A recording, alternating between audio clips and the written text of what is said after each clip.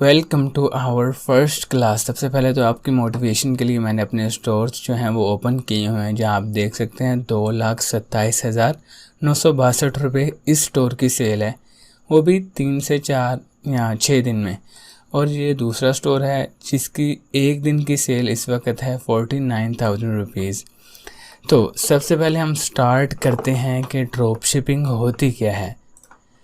तो drop shipping एक ऐसा मॉडल है जिसमें हम एक प्रोडक्ट को किसी सप्लायर के पास देखते हैं और वो प्रोडक्ट हमें अच्छी लगती है, हमें लगता है कि हम इसे सेल कर सकते हैं। उस प्रोडक्ट का हम बनाते हैं अपना स्टोर और उस स्टोर की मार्केटिंग के ज़रिए हम जो है कस्टमर्स लेकर आते हैं। कस्टमर जो है ऑर्डर आपके स्टोर पे यानी हमारे स्टोर पर प्लेस करता है और हम वो ऑर्डर दे देते हैं सप्लायर को। अब सप्लायर जो है वो ऑर्डर जो हमने सप्लायर को दिया है वो ऑर्डर कस्टमर के एड्रेस पर हमारे बिहाफ पर भेज देगा। सप्लायर हमें चीज़ फॉर एग्जांपल 50 रुपये की दे रहा है, हमने इसे अपने स्टोर पर 100 रुपये की लिस्ट की है, तो अब सप्लायर क्या करेगा, वो 100 रुपये की ही प्राइस के अकॉर्डिंग इस कस्टमर को भेजेगा, ना कि 50 की। और जब सप्लायर के पास वो पैसे आएंगे तो वो 100 में से 50 अपने जो है वो रख लेगा और 50 हमें डिपॉजिट कर देगा।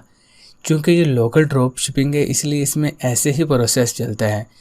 जबकि इंटरनेशनल ड्रॉप शिपिंग में होता क्या है कि एडवांस पेमेंट जो है वो कस्टमर हमारे स्टोर पर करता है और हम एडवांस पेमेंट सप्लायर को कर देते हैं। तो ये होता है लोकल ड्रॉप शिपिंग।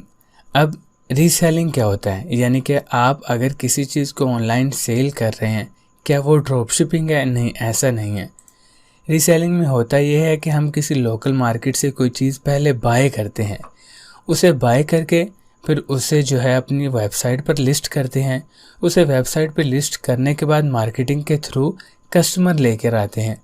कस्टमर जो है हमारी जो है वेबसाइट पर ऑर्डर प्लेस करेगा और उसके बाद हम क्या करेंगे, हम उस ऑर्डर को खुद से फुलफ़िल करके यानी किसी कोरियर कंपनी के थ्रू उस कस्टमर के एड्रेस पर भेजेंगे।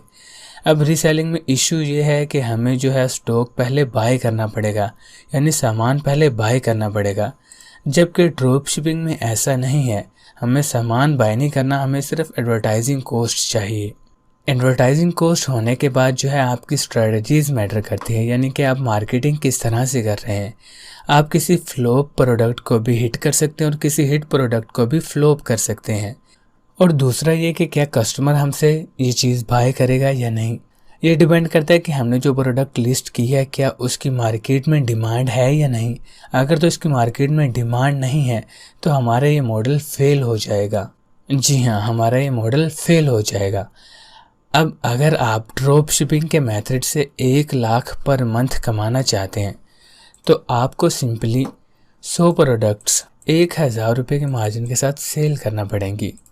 अब क्या इस ड्रॉप शिपिंग मेथड के थ्रू हम 1 लाख पर मंथ कमा सकते हैं? यस, ऑफ कोर्स हम कमा सकते हैं। वो कैसे? 1 लाख रुपए कमाने के लिए हमें 1,000 मार्जिन के साथ प्रोडक्ट को 100 लोगों में सेल करना है, यानी कि 100 लोगों को सेल करने से हमारे पास 1 लाख रुपया नेट प्रॉफिट आएगा। तो क्या ये पॉसिबल है कि हम एक प्रोडक्ट के 100 ऑर्डर 1 मंथ में ले सकें? तो इसका जवाब है ये बहुत ही ज़्यादा आसान है। 1 मंथ तो क्या, हम इसे 1 से 2 दिन में भी कर सकते हैं। जैसे कि आप देख सकते हैं कि यहाँ 1 दिन के अंदर अंदर हमने 37 ऑर्डर्स लिए हैं और इस तरफ हमने सिर्फ 5 से 6 दिन के अंदर 103 ऑर्डर्स लिए हैं।